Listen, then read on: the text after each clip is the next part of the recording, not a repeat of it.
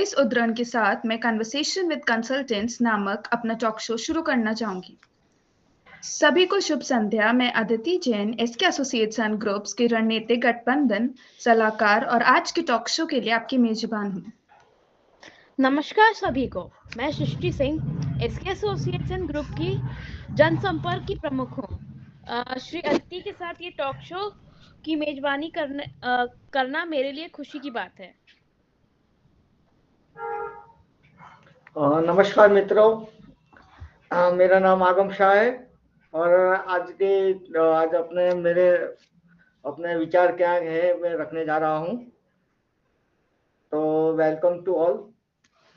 First of all thank you Aditi ma'am and Srishti ma'am so giving me best opportunity for me. Thank you so much. तो अपना session हम आगे बढ़ाते हैं। बताइए मैडम। सो अपना टॉक शो शुरू करने से पहले मैं एसके एसोसिएट्स एंड ग्रुप का संक्षिप्त परिचय देती हूँ। हम भारत सरकार के साथ एमएसएमईडी अधिनियम 2006 के तहत पंजीकृत एक आईएसओ प्रमाणित प्रबंधन परामर्श फर्म है। हमारा मिशन विश्व स्तर पर छात्र उद्यमियों को परामर्श सेवाएं प्रदान करना है, जिसमें अनुपालन, संचालन, विपणन, अनुसंधान और विकास, मानव पूंजी, रणनीति और संचालन जैसे क्षेत्र शामिल हैं। हमारा जुनून इन उभरते उद्यमियों को उनके सपनों का साकार करने और वैश्विक आर्थिक विकास में योगदान करने में मदद करने में निहित है। उद्यम में परिवर्तन और नवाचार के लिए एक उत्प्रेरक है। यह एक शक्तिशाली शक्ति है जो उद्योगों का नया रूप दे सकती है, जीवन को बदल सकती है और दुनिया को एक बेहतर जगह बना सकती है। हम छात्र उद्यमी को उनकी यात्रा में सहायता करने, उनके सफल होने के लिए आवश्यक उपकरण, ज्ञान और नेटवर्क से लैस करने के लिए प्रतिबद्ध हैं। अब इससे पहले कि हम अपना कार्यक्रम शुरू करें, आइए आज के लिए अपने अतिथि का परिचय देने के लिए कुछ समय निकालें। इस विशेष कार्यक्रम में दैनिक भास्कर समूह के वरिष्ठ कानूनी प्रबंधक श्री आगम शाह का स्वागत करते हुए हमें बहुत खुशी हो रही है। हम आज आपकी उपस्थिति में वास्तव में गौरवान्वित महसूस कर रहे हैं और हम इस महत्वपूर्ण अवसर को हमारे साथ साझा करने के लिए रोमांचित हैं। स्वागत है श्रीमान आगम शाह जी। तो श्रीमान, मैं आपसे ये पूछना चाहूंगी, आप भारतीय एयरटेल लिमिटेड में एक कानूनी सहयोग से डीबी कॉर्पोरेशन लिमिटेड में एक कानूनी प्रबंधक तक अपना यात्रा का वर्णन करें। Madam thank you so much. Madam मैं पहले मेरा पूरा थोड़ा सा छोटा सा परिचय दे देता हूँ। जी सर। मेरा नाम आगम शाह है और मेरी जो पढ़ाई है मेरा बॉटम सब पढ़ाई यहाँ अहमदाबाद गुजरात से हुआ है। मैं 2004 में मैंने LLB कंप्लीट किया और उसके बाद मैंने as a lawyer practice start कर दिया। As a senior, my senior name is mister BF Ujjaini. He is a very senior lawyer. And उसके बाद क्या हुआ कि 2007 में एक अपॉर्चुनिटी आई भारतीय एयरटेल लिमिटेड, जो बड़ी लिस्टेड कंपनी है इंडिया की और टॉप टेलीकॉम सेक्टर में लीडिंग ब्रांड नेम है इसका। तो अपॉर्चुनिटी मैंने एक्सेप्ट की और मैं स्टार्ट हुआ as a off road position में। मेरा फर्स्ट डेजिग्नेशन था एसोसिएट लीगल। उसके बाद मुझे एक और अपॉर्चुनिटी मिली 2011 में और मैं GTL infrastructure limited as a senior executive legal join किया। GTL infrastructure is a telecom company, but it's a infrastructure company.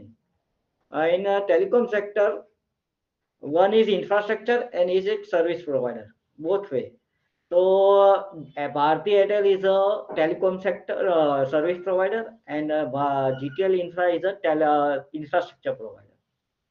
So मेरा जो ज़्यादातर कैरियर का ग्रोथ रहा वो टेलीकॉम सेक्टर में रहा। उसके बाद मैंने टॉप लीडिंग ब्रांड अपने इंडिया की number 1 company Reliance industries limited, जो एक टेक्सटाइल डिवीजन ग्रुप है यहाँ अहमदाबाद में सिचुएटेड है। उसमें मैंने ज्वाइन किया एज अ मैनेजर लीगल। वहाँ पे 3-4 साल गुजारने के बाद मुझे एक बेस्ट अपॉर्चुनिटी मिली, जो प्रिंट मीडिया सेक्टर में नंबर 1 है, और वो है dB Corp limited. DB Corp basically print media sector है, और उसका जो प्रिंट पब्लिश होता है वो डिफरेंट प्लेसेस पे डिफरेंट नेम से है। लाइक दैट अहमदाबाद गुजरात में वो दिव्य भास्कर से प्रचलित है। आप वो एमपी चले जाओ तो वहाँ पे दैनिक भास्कर है, राजस्थान में दैनिक भास्कर है। ऐसे कई सारी जगहों पे टोटल 18 स्टेट में हमारा डीबी कॉर्प का प्रिंट मीडिया जो दैनिक वर्तमान पत्र बोलते हैं वो पब्लिश होता है, और उसके कई सारे बिजनेस और भी है जिसका अभी वर्णन भी नहीं हो सकता, नहीं, लेकिन पूरी नाइट चली जाएगी ऐसा। तो मैं एज अ मैनेजर वहाँ पे ज्वाइन हुआ था 2020 में। उसके बाद मेरा प्रमोशन आया और अभी मैं सीनियर मैनेजर लीगल में हूँ, और मेरा जो कार्य क्षेत्र है वो पूरा गुजरात है, जिसमें मुझे पूरे गुजरात में जाना, लीगल कोर्ट केसेस हैंडल करना पड़ता है, और वेरियस टाइप के जो लीगल अफेयर्स होते हैं, कंप्लायंसेस, नॉन कंप्लायंस, सब मैं यहाँ से हैंडल करता हूँ।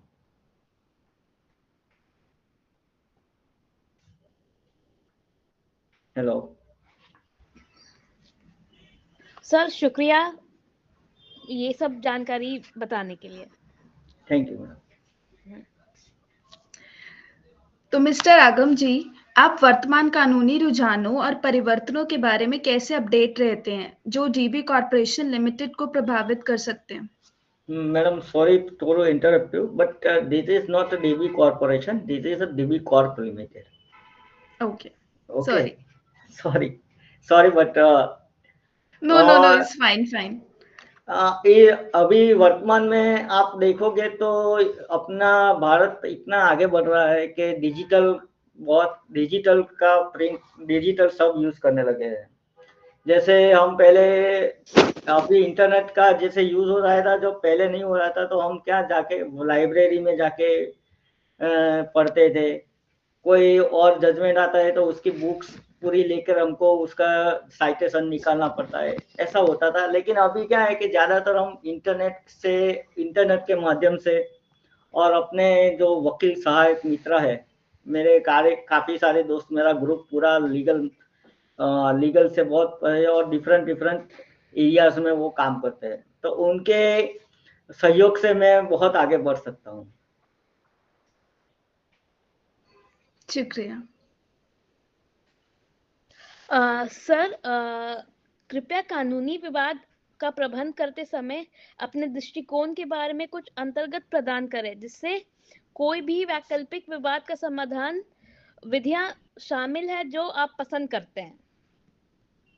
मैडम, मैं ज़्यादातर तो मैं कॉम्प्रोमाइज़ में बहुत इंटरेस्ट रखता हूँ, और आप देखोगे तो आप देखोगे अपनी भारतीय प्रणाली, तो आपको भी मालूम पड़ेगा कि पहले के ज़माने में गांव होता था तो उसमें सरपंच समाधान करवाता था, दो आपस में विवादित को सरपंच समाधान करवाता था।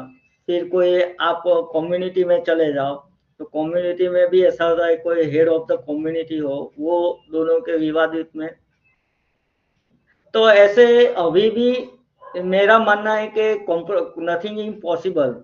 अगर आप कॉम्प्रोमाइज बेस चाहते हो सामने हो, तो वो 110% कॉम्प्रोमाइज हो सकता है, और अपने जो भी अभी कानूनी अपने जो भी केसेस है पूरे इंडिया में, उसमें काफ़ी सारे में हम उसमें बदलाव ला सकते हैं। मेडिटेशन के जरिए, आर्बिट्रेशन के जरिए काफ़ी सारा बदलाव ला सकते हैं।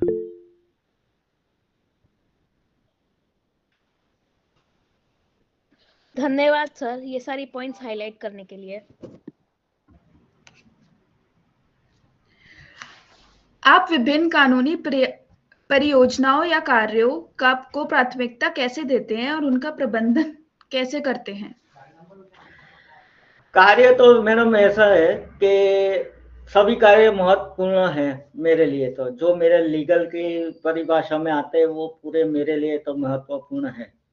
लेकिन उसमें भी क्या होता है कि मोस्ट इम्पोर्टेंट कैसे होता है कि जैसे हमारे कोई डायरेक्टर लेवल के पर्सन, डायरेक्टर लेवल के पर्सन है, उनके सामने कोई केसेस हो गया या कुछ ऐसा प्रॉब्लम हो गया है कि उनको पुलिस थाने में जाना पड़ा और वहाँ से कुछ बेल का इंतज़ाम तो priority case to case wise होती है। मैंने जैसे बताया कि अगर हमारे एमडी सर है, मैनेजिंग डायरेक्टर लेवल के पर्सन है, उनका कुछ प्रॉब्लम हुआ, तो वो मुझे हैंडल फर्स्ट प्रायोरिटी पे करना पड़ता है। तो प्रायोरिटी हर दिन, हर रोज़ चेंज होती है।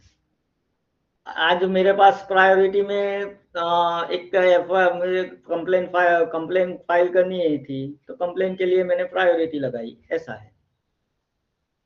तो प्रायोरिटी तो हर रोज लीगल में होती है केसेस की। अगर कोर्ट में जाना पड़ता है तो वो मेरी फर्स्ट प्रायोरिटी होती है, क्योंकि अगर कोर्ट में नहीं गया तो कोई एडवर्स ऑर्डर हो जाएगा तो कंपनी क्या लॉस होगा। So priority is must for that. Sorry. सही कहा आपने, बिल्कुल, शुक्रिया।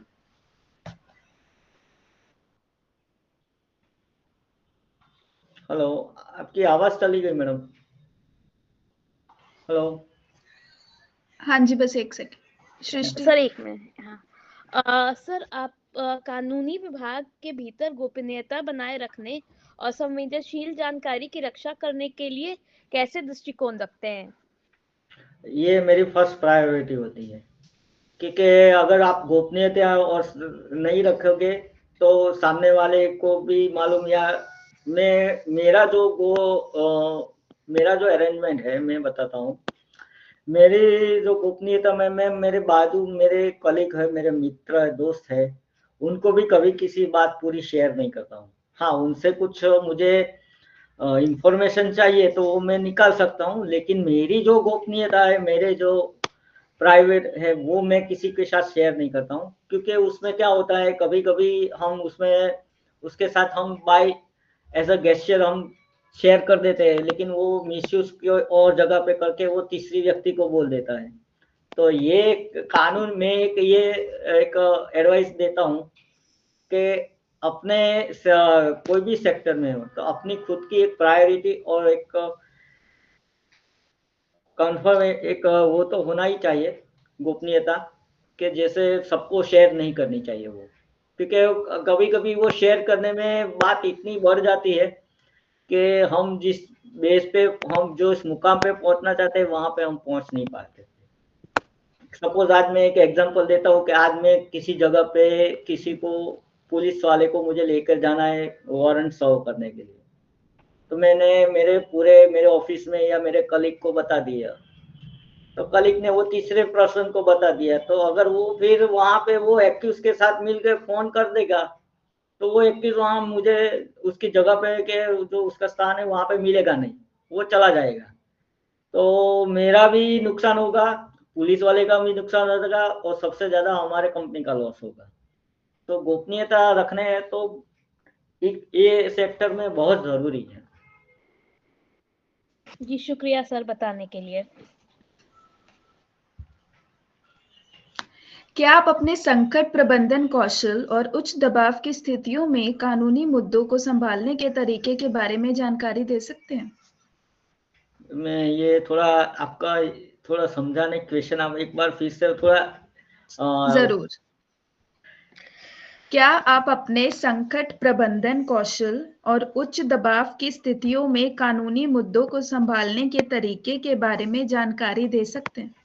हाँ श्योर, क्योंकि कभी कभी इतना प्रेशर आ जाता है कि सभी जगह से फोन आ जाते हैं। सपोज मेरे जो सीनियर्स है, मेरे जो रिपोर्टिंग मैनेजर है, सबका प्रेशर आ जाता है कि तुम ये करो, तुम वो करो, तुम इस पे जाओ, उसको वो लॉयर को मिलो। लेकिन उसमें भी क्या होता है कि वो हैंडल करने की भी एक आपको रीत है, वो आपको सीखनी पड़ती है। जैसे मैं ऐसे कोई फोन आ गया और तुरंत निकल गया, ऐसा नहीं होता है। वो मुझे भी उसमें वो क्या पर्टिकुलर इश्यूज है वो प्रॉपर मुझे नॉलेज होना चाहिए। अगर मैं विदाउट नॉलेज में किसी लॉयर के पास चला गया तो उसने मुझे 3 क्वेश्चन कर डाले तो मैं इसके सामने ऐसे ही खड़ा रहूंगा, जो मेरी और कंपनी की रेपुटेशन पे असर करता है। तो ऐसा नहीं होता है कि तुरंत आया फ़ोन और चला जाए कि ये इश्यू, लेकिन मैं श्योर हूँ कि अगर कोई इश्यू आता है, तो पहले मैं उसमें पूरा स्टडी करता हूँ। उसके बाद में कंसर्न एडवोकेट होते हैं, जैसे कोई क्रिमिनल मैटर हुई, तो क्रिमिनल के लॉयर को मिलना पड़ता है, या सिविल का कुछ हुआ तो सिविल में जाना पड़ता है, या कोई पुलिस का लफड़ा है, पुलिस का कुछ प्रॉब्लम हुआ, तो पुलिस को मिलने जाना पड़ता है। तो उस टाइम पे आपका जो कौन-सा मैटर्स है, वो आपको समझ के वो आगे का स्टेप लेना चाहिए। तुरंत ऐसे जाके उन्होंने बोल दिया इसलिए मिल लो, ऐसा नहीं होता है। क्योंकि कई बार ऐसा होता है कि वो तो बोल के उन्होंने तो बोल दिया, और वो मुझे करना तो मुझे है, लेकिन मेरे पास ही उस पर्टिकुलर सब्जेक्ट का नॉलेज ना हो, तो फिर क्या करेंगे? उस टाइम पे मेरे पास नॉलेज होना चाहिए, मैं पर्टिकुलर उसको स्टडी करता हूँ, उसके बाद मैं कंसर्न पर्सन को मिलता हूँ। बिल्कुल सही कहा आपने, धन्यवाद अगम जी। वेलकम। सर, आप यह कैसे सुनिश्चित करते हैं कि डीबी कॉरपोरेशन लिमिटेड में कानूनी विभाग समग्र कॉरपोरेट संस्कृति से सकारात्मक योगदान देता है?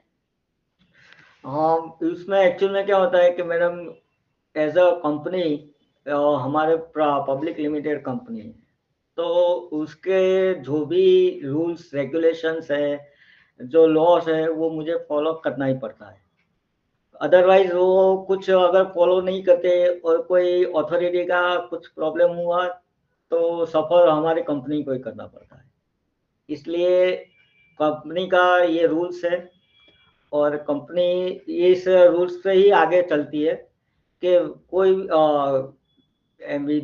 भी गवर्नमेंट अथॉरिटी का जो भी रूल्स रेगुलेशन है, उसके अगेंस्ट में जाके कुछ करना नहीं।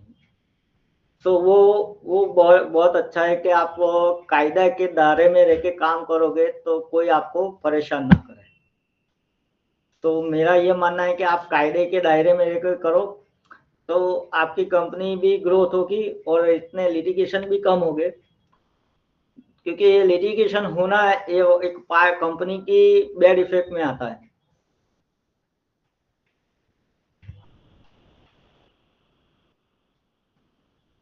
जी, शुक्रिया सर शेयर करने के लिए। अगम जी, क्या आप TB Corp limited, GTL infrastructure और रिलायंस इंडस्ट्री में अपने पिछले पदों पर अपनी भूमिकाओं और जिम्मेदारियों पर प्रकाश डालते हुए अपनी पेशेवर यात्रा का अवलोकन प्रदान कर सकते हैं? या श्योर मैडम। देखो मैडम, मैं एक बात बताऊं, जब मैंने एज अ एयरटेल में ज्वाइन किया, तो मैं एसोसिएट में था, यानी कि मेरे ऊपर मेरे हेड थे।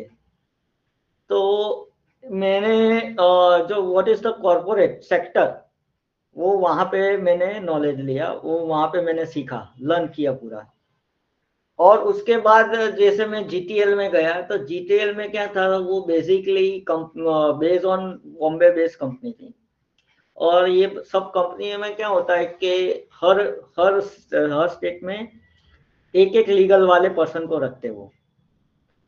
तो क्या हुआ कि वहाँ पे मैं एयरटेल में मैं एसोसिएट था, इसलिए मेरे पे बहुत जिम्मेदारी नहीं आई थी।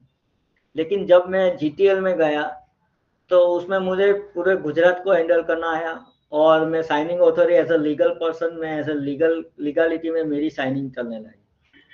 तब मैंने एक ये सोचा कि चलो, अभी तो इतनी जिम्मेदारी आई है, तो हम उसको एक्सेप्ट करके आगे बढ़ते हैं। तो वो मेरा कैरियर का चेंज था। और उसके बाद मैं रिलायंस में भी गया, तो रिलायंस में भी मैं एज ए मैनेजर था। तो वहाँ पे कुछ कुछ जिम्मेदारी मेरी थी और कुछ कुछ जिम्मेदारी मेरे हेड लीगल की थी। तो उसमें भी मैंने काफ़ी सारे प्रॉन्स एंड क्रॉन्स का सामना किया, अप्स एंड डाउन्स भी हुआ। और यहाँ डीबी कॉर्प में भी ऐसा है कि मैं only one person on in Gujarat, so and I am the signing authority of all legal type of legal affairs. तो काफ़ी सारा मुझे यहाँ पे सीखने को भी मिला और ऐसा एक लगता है कि ज़िम्मेदारी आने पर हर व्यक्ति कुछ न कुछ सीख जाता है, जो हमारे बड़े-बुज़ुर्ग कह के गए हैं कि ज़िम्मेदारी डालो, तो वो आपो-आप खड़ा हो जाएगा। ये सही एक सेंटेंस है कि बहुत सारी ज़िम्मेदारी आती है, तब आपको आप रास्ता भी आपको ढूँढना पड़ता है और वो रास्ते से कैसे निकलोगे, वो भी आपको तय करना पड़ता है। तो काफ़ी सारी अच्छा रहा मेरे लाइफ में। बहुत सारे prawns and cons, ups and downs मेरे लाइफ में आए, लेकिन वो सबको सामने डट कर सामना किया और मैं आज इस अच्छी पोजीशन पे हूँ। धन्यवाद मिस्टर अगम इन सबको हाईलाइट करने के लिए। सर, आपके अनुभव में कंपनियों द्वारा सामना की जाने वाली सबसे आम चुनौतियां क्या थी और कानूनी अनुपालन और जोखिम सुनिश्चित करने के लिए आप इन चुनौतियों का सामना कैसे करते थे? देखो मैडम, कानूनी एज ए कोई एक मैं बात बताता हूँ कि लीगल यानी कि कानून कायदा और कायदे की बारी भाषा में ये कब एक अस्त्र शस्त्र जैसा है। जैसे ब्रह्मास्त्र होता है, ब्रह्मास्त्र कब यूज होता है? लास्ट में होता है। तो क्या होता है कि हर जगह से कहीं ऐसा नहीं है, एम्प्लॉय भी होते हैं, कहीं ऐसे वेंडर्स भी होते हैं जो काम करके जॉब करके चले जाते हैं, फिर वो कभी आते नहीं है और उसके बाद वो क्या है कि उनके साथ रिकवरी नहीं करते, तब लास्ट में पूरे जो डिपार्टमेंट वाले ब्रह्मास्त्र यूज करते हैं और ब्रह्मास्त्र है लीगल टीम। तो लीगल टीम जब इन्वॉल्व होती है तो फिर उसके बाद उसके उसके सब क्या होता है, वो रिजल्ट नहीं देखती है। एक बार अगर ऐसा होता है तीर कमान से छूट जाए फिर कहाँ निकलता है, ऐसे हमारा भी रोल ऐसा ही होता है कि एक बार हमारे अंडर में आ गया वो केस, फिर उसके सामने वो चाहे वो हमको पुलिस में जाके उसके सामने एफआईआर कंप्लेन करनी पड़े या कोर्ट से करवानी पड़े, हम फिर झिझकते नहीं हैं। फिर उसको क्या है कि सामने वाले को आइदर वो कंप्रोमाइज पे बैठ जाता है या फिर पूरा उसके सामने जो भी ऑर्डर्स कोर्ट में से ऑर्डर लेने हैं वो करके हम खत्म करते हैं। जी सर, शुक्रिया शेयर करने के लिए। अगम जी, क्या आप एक अनुभव साझा कर सकते हैं जहां आपकी कानूनी अंतर्दृष्टि परियोजना की सफलता में महत्वपूर्ण योगदान दिया या कॉरपोरेट वातावरण के भीतर एक चुनौतीपूर्ण स्थिति को नेविगेट करने में मदद की? तो एक्चुअल में इसमें मैडम मैं ये बता सकता हूँ कि जो मेरा नॉलेज है वो मैंने पूरी कंपनी के लिए कंपनी में डाल रखा है और कंपनी को जैसे जैसे मेरी ज़रूरत पड़ती है हर अलग अलग डिपार्टमेंट वाइज, तो मैं वहाँ पे उसको जाके मिलता हूँ और उनके जो भी प्रॉब्लम्स हैं वो शेयर करते हैं। उसके बाद मैं उनको एडवाइस भी देता हूँ कि आप ऐसा करो तो आपका जल्दी रिजल्ट आएगा। और लास्ट में फिर मैं आगे पिछले जो पहले बताया कि जैसे लास्ट में लीगल डिपार्टमेंट आता है, मैं पहले एज ए लीगल पर्सन नहीं मिलता हूँ कोई भी डिपार्टमेंट में, एज अ फ्रेंड्स में मिलता हूँ। वो लोग भी मुझे मिलने आते हैं और मुझे बताते हैं यार ये हुआ है, मैं उसके साथ कैसे डील करूँ, कैसे उसके पास से रिकवरी हम ला सकते हैं। मैंने उसको काफ़ी सारे मैं अपने जो आइडियाज़ होते हैं मैं उसके साथ शेयर करता हूँ और फिर अगर कुछ बाद में नहीं होता है तो फिर हम जो लीगल वे है वो यूज़ करते हैं।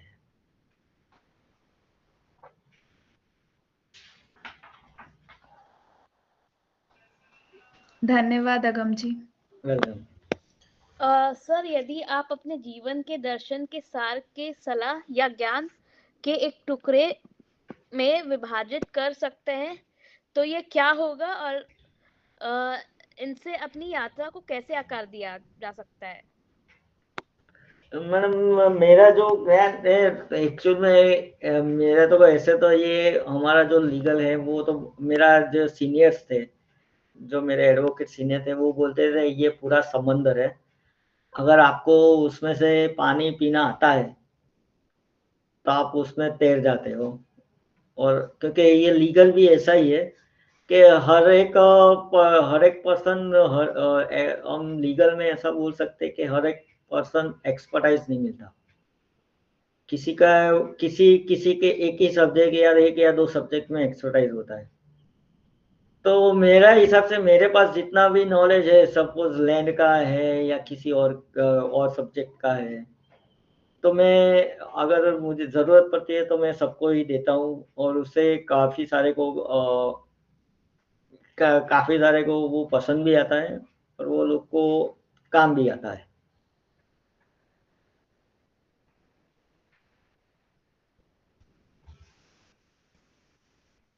जी शुक्रिया सर।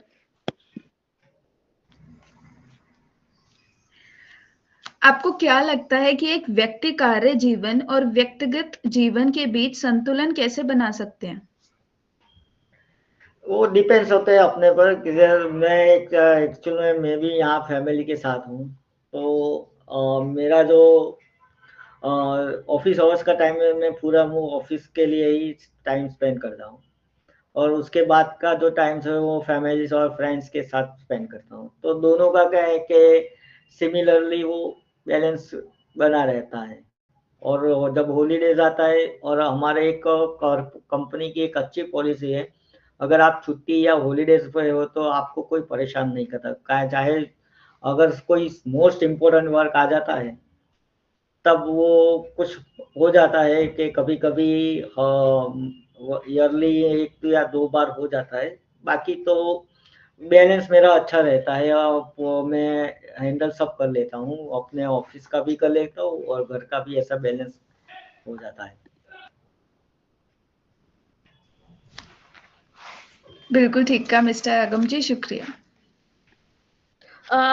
श्रीमान, मैं ये जानना चाहती हूँ कि भारत में स्टार्टअप पे कानूनी प्रणाली कितनी लचीली या कितनी कठोर है?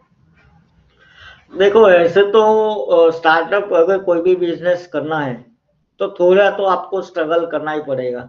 ऐसे तो है नहीं कि आप गए और आपको मिल गया है, लाइसेंस मिल गया है, कुछ भी।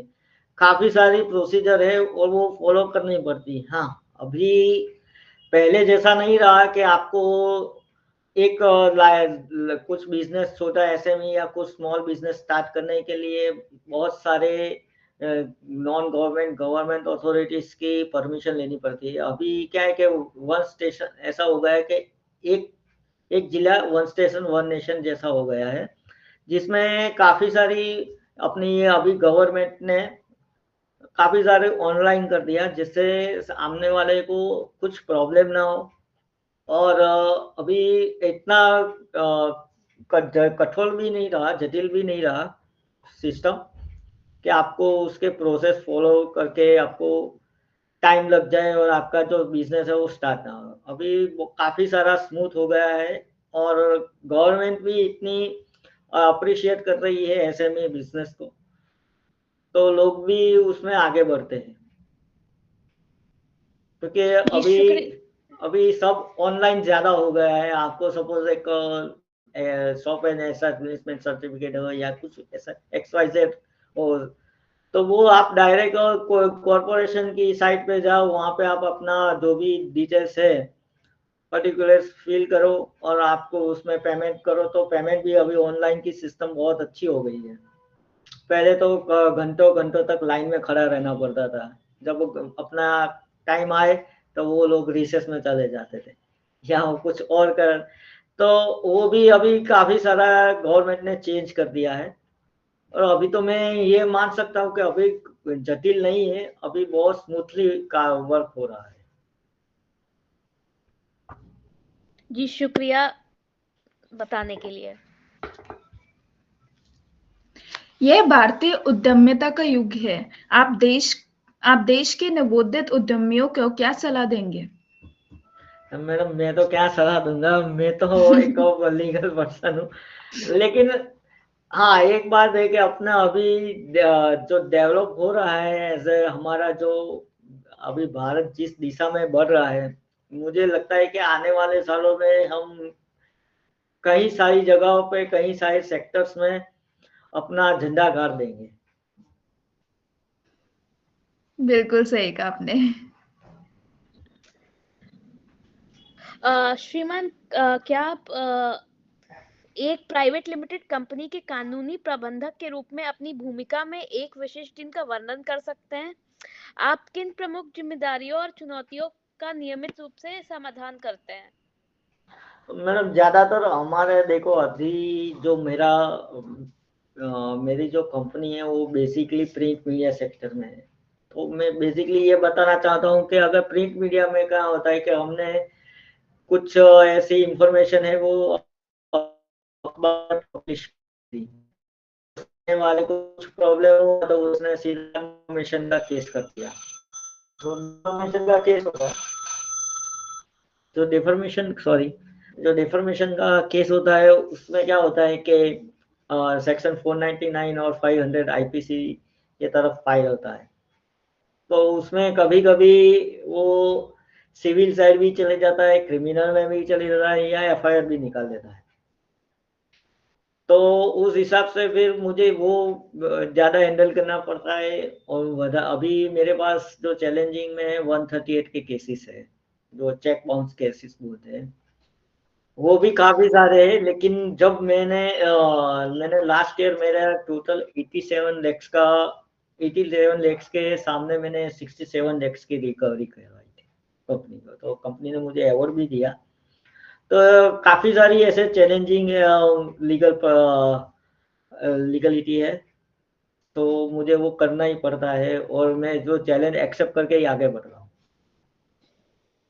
जी शुक्रिया शेयर करने के लिए।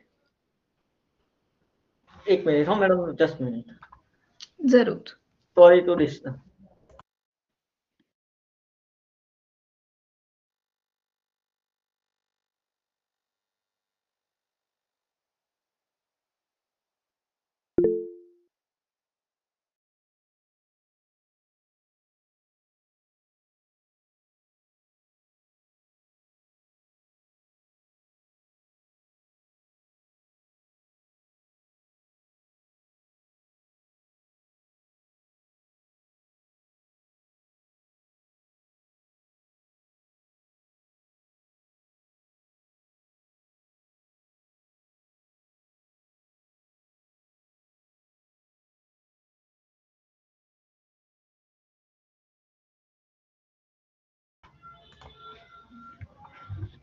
सॉरी मैडम, वो एक फोन आ गया था इसलिए मुझे उठाना पड़ा। कोई बात नहीं। तो अगम जी, आप दैनिक कार्य में उत्पन्न होने वाले कुछ सामान्य कानूनी मुद्दे या चुनौतियों क्या है और आप उन्हें कैसे हल करते हैं? अगर आप डेली बेस पे देखने जाओगे तो ज्यादातर मेरे पास आते हैं रिकवरी केसेस में, ज्यादा आते हैं जहाँ पे हमारे कंपनी के ग्रुप है वो सामने वाले ने रिलीज नहीं किया है या छुपा के दबा के बैठ जाता है। तो उस टाइम पे फिर हमको क्या है कि डेली में कुछ ना कुछ ऐसे इश्यूज आ जाते हैं हर डिफरेंट टाइप के। कभी कभी ये से रिकवरी के इश्यूज आ जाते हैं, कभी कभी पुलिस थाने के इश्यूज आ जाते हैं। तो उस टाइम पे सब हैंडल करने के लिए मुझे मुझे मुझे रेडी रहना पड़ता है। और मैं उसमें सब रेडी करके मैंने पहले भी जो बताया कि जो मेरे लॉयर्स है, मेरा जो लॉयर ग्रुप है वो सारे हेल्पफुल मेरे लिए अच्छे रहते हैं।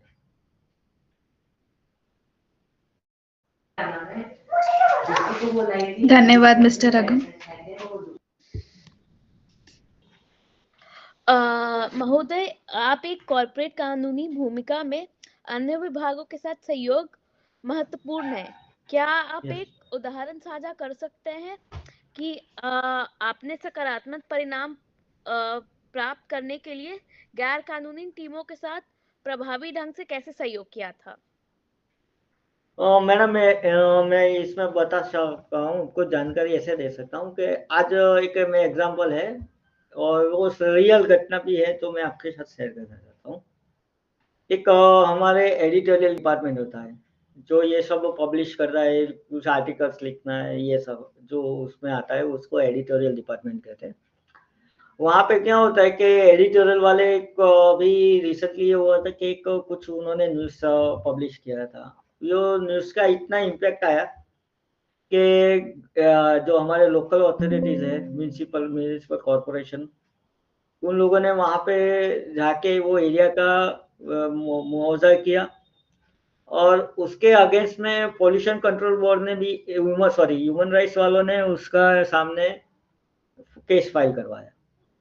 तो उस टाइम पे हमको एज अ विटनेस कंपनी को बुलाया कि आपने ये जो पब्लिश किया है इनको विच बेस पे आपने किया, वो पूरे आप दस्तावेज लेके आओ, डॉक्यूमेंट।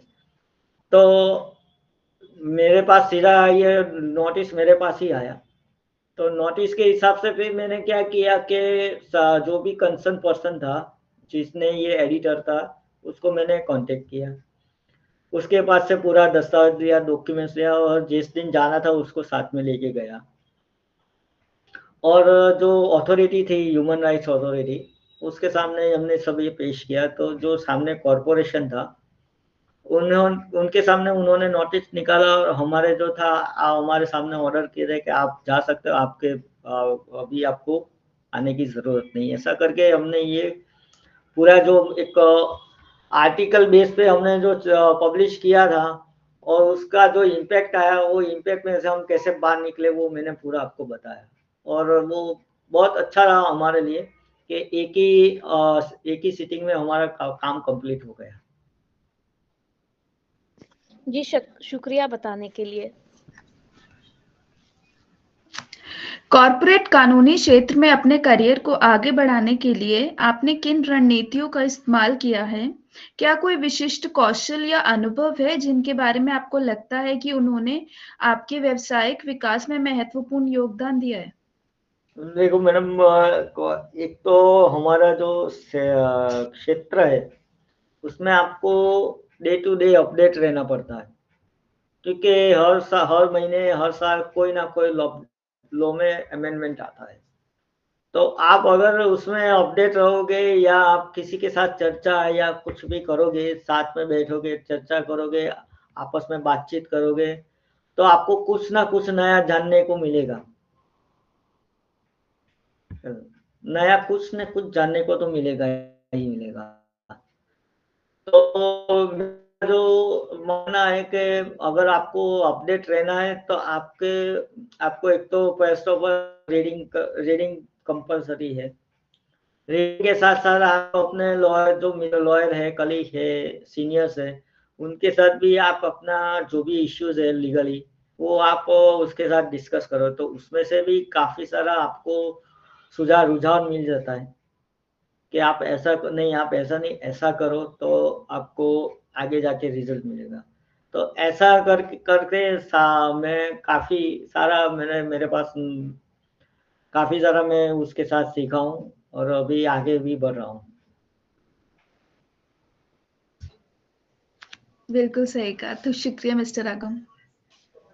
ये मेरा एक फ्रेंड है, महोदय, वो अभी ऑनलाइन हुआ है। वो काफी सारी मुझे हेल्प करता है। वो साइबर क्राइम का जो मैंने आज बात किया था वो। Okay okay. महोदय, क्या आप एक चुनौतीपूर्ण परियोजना या मामला का एक उदाहरण दे सकते हैं जिनमें आपको नए कौशल विकसित करने में मदद की है? हाँ, मैं बताता हूँ ना कि आज ही मेरा पास्ट का एक अनुभव ऐसा है कि जो मेरा एक फ्रेंड है जो साइबर क्राइम लॉयर है। तो मेरे पास जो भी कुछ मैटर आई, साइबर क्राइम की मैटर आई, उसमें मेरी एक्सपर्टीज थी नहीं। तो मैंने उसके साथ मिलकर उनका पूरा सजेशन लेकर उसने जो जो जैसे मुझे बोला इस तरह से मैंने उसको फॉलो किया। और उसके बाद मेरा जो रिजल्ट आया वो अनबिलीवेबल था। जो आपके साथ तो शेयर नहीं कर सकता हूँ पूरा कंपनी का, लेकिन वो अनबिलीवेबल रिजल्ट आया। तो मैं यही मानता हूँ कि आप वो किसी एक्सपर्टाइज के साथ चलो, क्या किसी पूरी नॉलेज लेके चलोगे तो वो अच्छा रहेगा। जी शुक्रिया शेयर करने के लिए।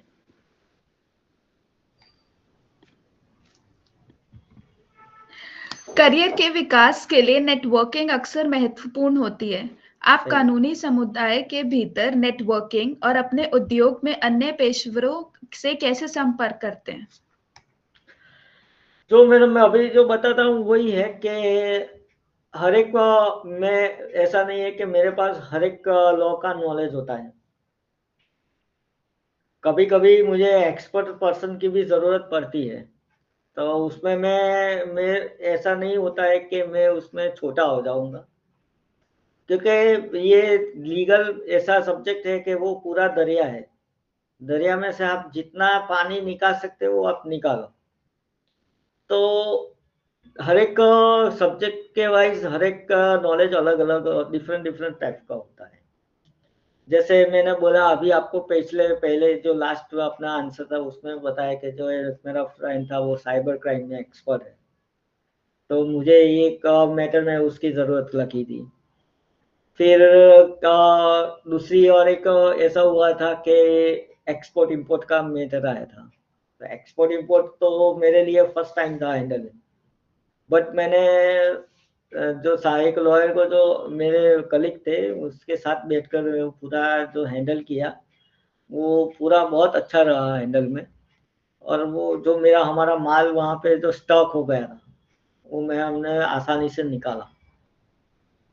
सो मेरा ये मानना है कि आप अपने जो भी नेटवर्क है चाहे वो प्रोफेशनल हो या पर्सनल हो, कभी आप अपने कुछ बातें शेयर करिए, उसके साथ बात करिए, तो आपका मामला डेफिनेटली सॉल्व हो जाएगा।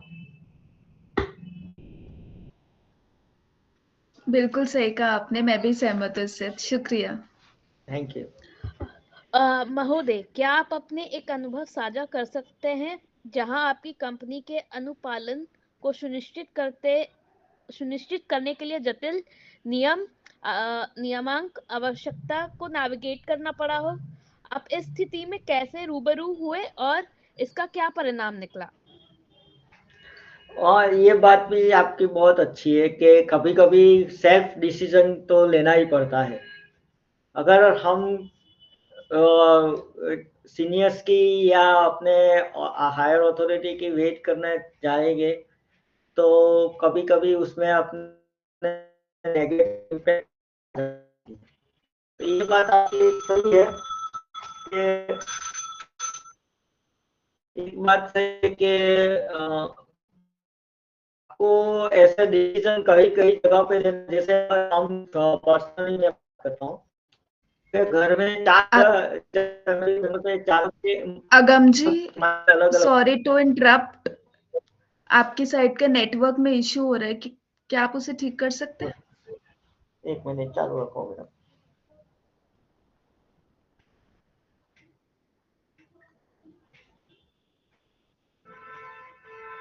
अभी आ रहा है मैडम?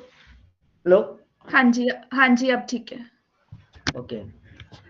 बीच में वो कॉल आ गया था ना इसलिए वो डिस्कनेक्ट हो जाता था।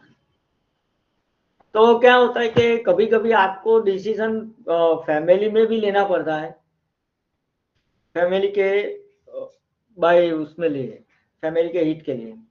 वैसे ही कंपनी में भी ऐसा होता है। कभी-कभी मुझे जो हमारे सीनियर्स की वेट करने के पहले मुझे ऐसे कई सारे डिसीजन मैं ले लेता हूँ कि जैसे कुछ केस हुआ है और कोर्ट में मुझे ये बोला है कि भाई ये सामने वाला है वो इतना पेमेंट लेके आया है और वो सेटलमेंट करने के लिए रेडी है।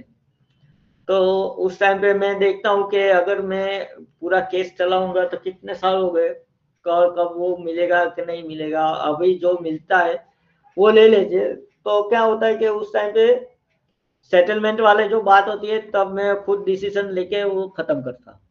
अभी मैं आपको एक मेरा केस है वो 138 का था। लास्ट ईयर मैंने सॉल्व किया था। वो कुछ बंदे के सामने हमने 6-7 केसेस फाइल किए थे और टोटल अमाउंट थी 32 लाख।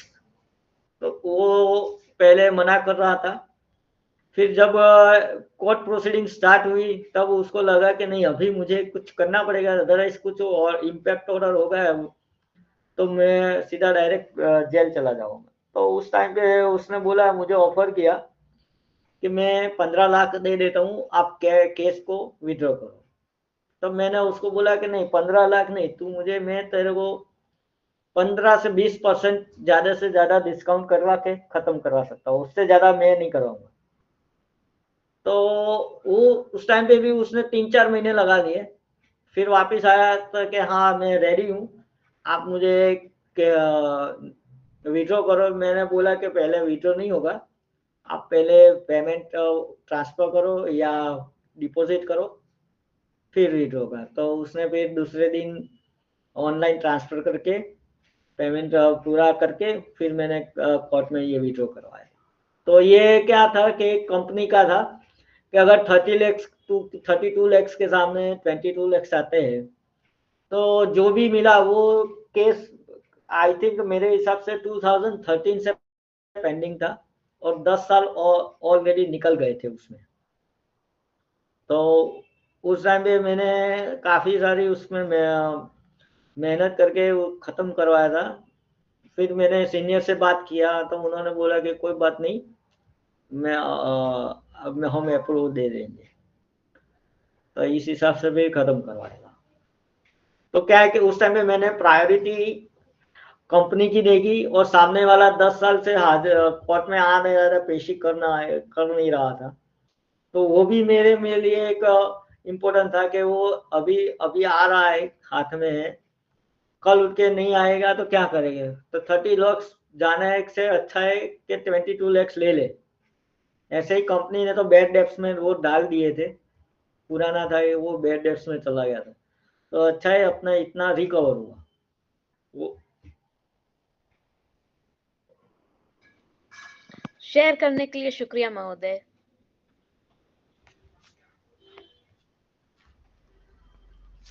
एक कानूनी प्रबंधक के रूप में आपकी भूमिका में आपकी पृष्ठभूमि और पूर्व अनुभव ने कानूनी प्रबंधन के लिए आपके दृष्टिकोण को कैसे प्रभावित किया है?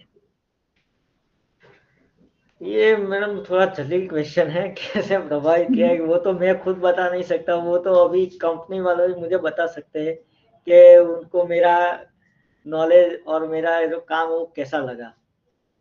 क्योंकि मैं अपने खुद की तो बड़ाई कर सकता हूँ नहीं। आज तो मेरे 4 साल हो गए, लेकिन मेरे कंपनी ने 2 प्रमोशन भी दे दिए और काफ़ी सारी सैलरी भी इंक्रीजमेंट हो गई है। तो अच्छा है वो। शुक्रिया मिस्टर राघव। महोदय, कानूनी क्षेत्र की गतिशील प्रगति को देखते हुए एक कानूनी प्रबंधक के रूप में आपकी भूमिका में आप कैसे अनुकूल बने रहे?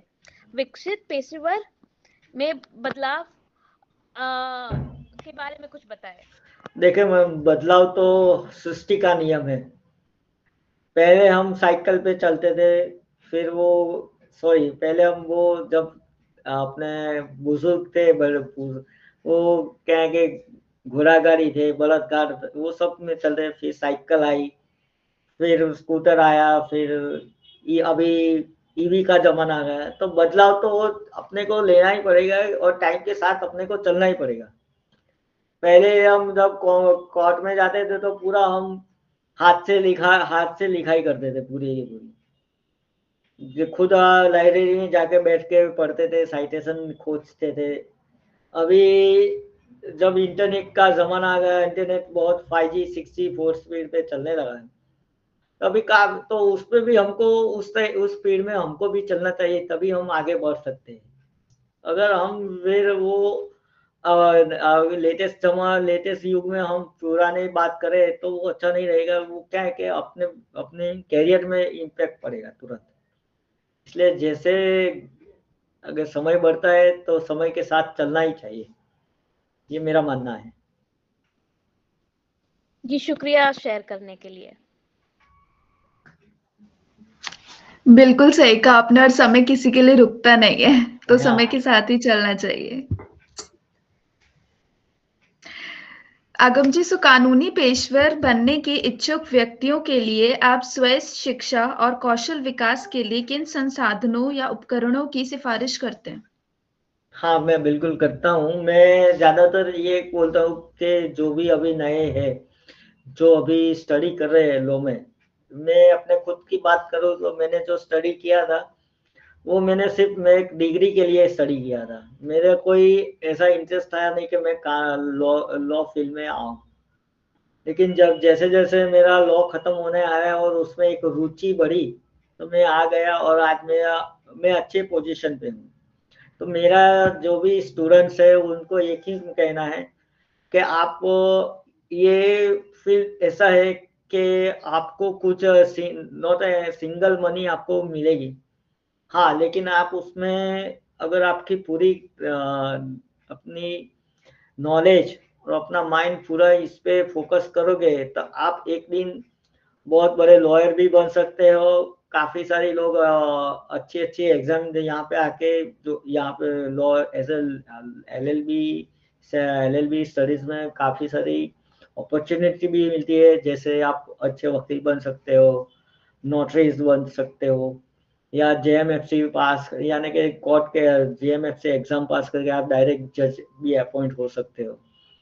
हाई कोर्ट में भी ऐसा है कि हाई कोर्ट में भी आप प्रैक्टिस करो, आपका प्रैक्टिस के हिसाब से आप डायरेक्ट हाई कोर्ट जज भी अपॉइंट हो सकते हैं। हाँ, लेकिन आपके पास आप वो देने के लिए एक मन होना चाहिए और एक दृढ़ता होनी चाहिए, क्योंकि यहाँ पे ऐसा नहीं है कि आज आप गए और आपको पैसा कमाना मिल गया।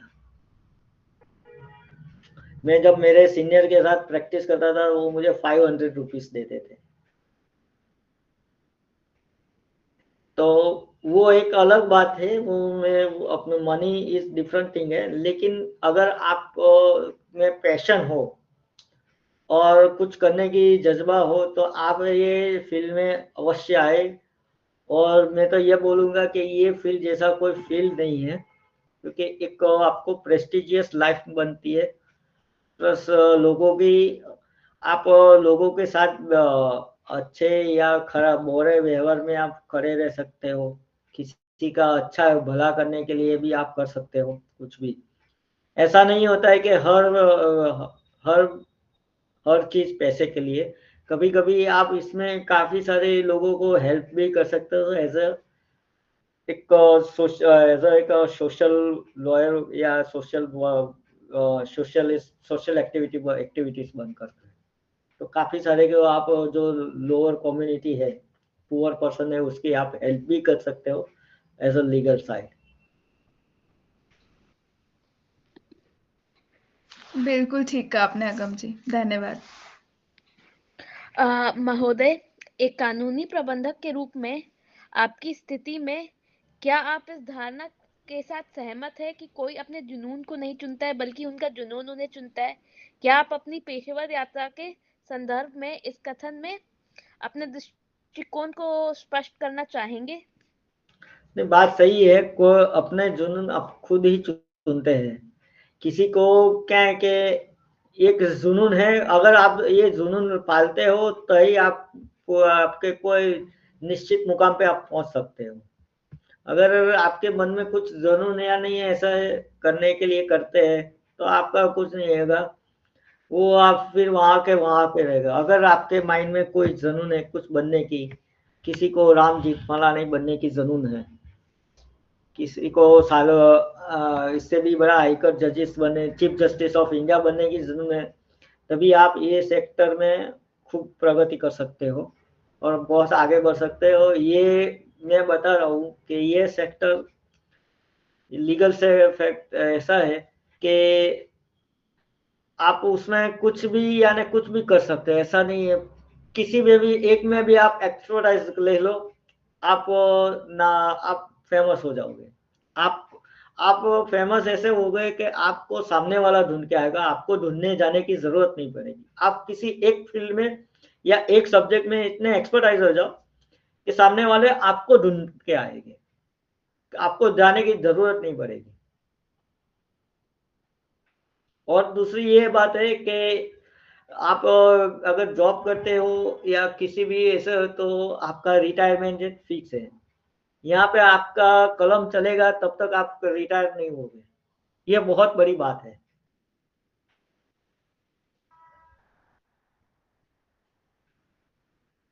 हेलो। जी बिल्कुल सही कहा आपने, धन्यवाद।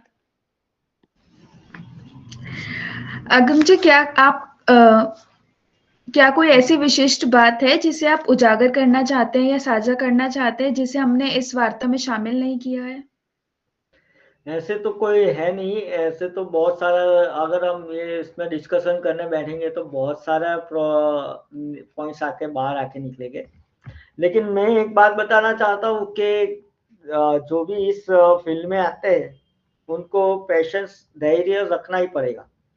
आज आप अगर सीए या डॉक्टर बनते हो तो आपको तुरंत डिग्री लेने के बाद आपको तुरंत वो हॉस्पिटल्स में अच्छी सी जॉब मिल जाती है या प्राइवेट भी कर सकते हो। यहाँ पे ऐसा नहीं है। यहाँ पे किसी का कोई माँ बाप नहीं है। आपको खुद को आगे बढ़ना पड़ता है।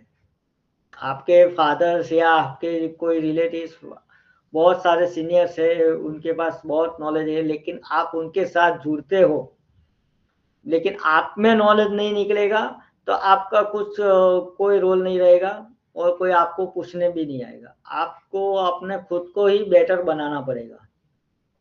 ये काफी सारे मेरे दोस्त हैं जो अभी ऐसे ही मुकाम पे पहुंच गए हैं कि वो मैं ऐसा बोल सकता हूँ कि उनके पास कुछ नहीं था, लेकिन आज उनके पास फुल ऐसा है कि सामने से लोग पूछने के लिए आते हैं कि ये लॉयर, ये इसके लिए ये मेरा प्रॉब्लम हुआ है, ये मुझे हुआ है, मैं फंसा हूँ तो कौन मुझे वो करे।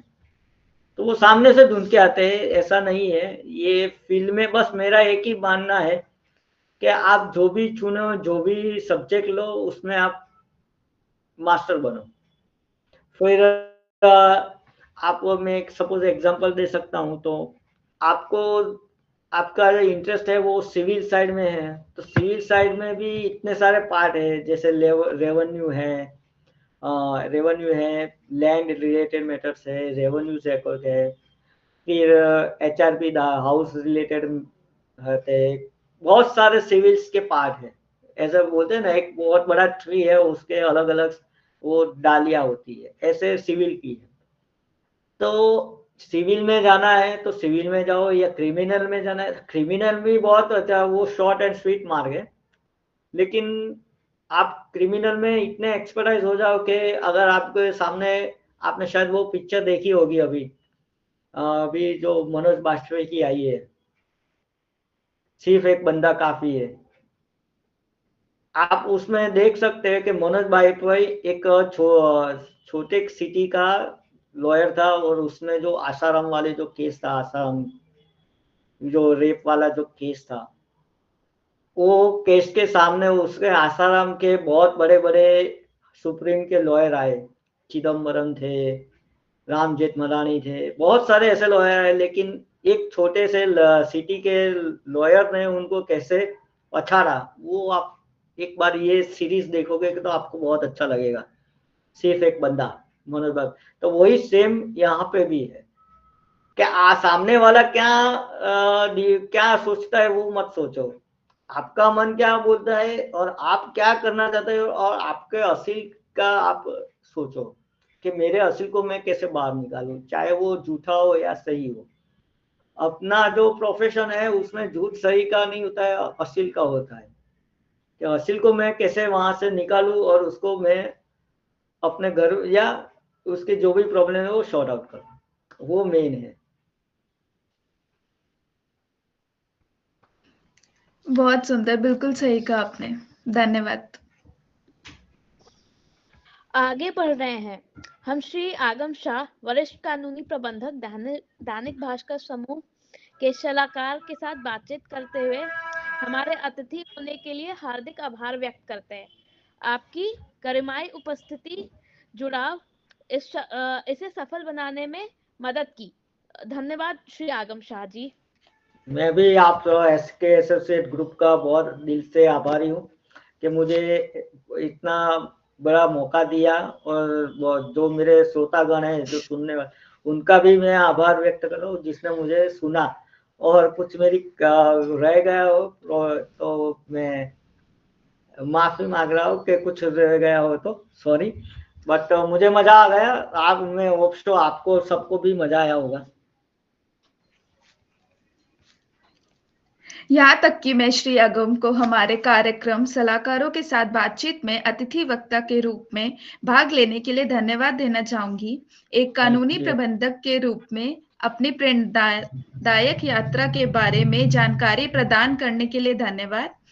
इसके अलावा हम पूरे कार्यक्रम में धैर्यपूर्वक सुनने के लिए अपने दर्शकों को भी धन्यवाद देना चाहते हैं। आज हमारे साथ जुड़ने के लिए आप सभी को धन्यवाद और आशा है कि इस आयोजन में सभी को कुछ उपयोगी ज्ञान प्राप्त हुआ होगा। आगे श्योर, बढ़ते हुए डेफिनेटली। हम सॉरी, मैंने नहीं अपने सर, हिसाब से तो पूरा ट्राई किया है। जो भी अपने जो मुझे मेरे आंसर थे उसके प्रॉपर क्वेश्चन के आंसर के जवाब देने। अगर कुछ अच्छा लगे तो फिर दूसरी बार हमको एक बार और चांस देना, मैं ऐसा आशा रखता हूँ। जी बहुत जरूर अच्छा सर। लगा अगम जी, शुक्रिया। Thank you, thank you. आगे बढ़ते हुए हम यह घोषणा करने की उत्साहित है कि कॉन्वर्सेशन विद कंसल्टेंट के साथ बातचीत का हमारा अगला एपिसोड अगले सप्ताह आयोजित किया जाएगा। हम आप सबसे यही मिलने की उम्मीद करते हैं। आपको फिर से धन्यवाद। हम अगले हफ्ते आपके साथ फिर से जुड़ने की उम्मीद करते हैं। हमारे साथ जुड़े रहने के लिए हमारे YouTube चैनल की सदस्यता लें और हमारे सभी सोशल मीडिया हैंडल पर फॉलो करें। अलविदा। Thank you, good night, sweet dream. Thank you sir. Thank you sir. Thank you so much.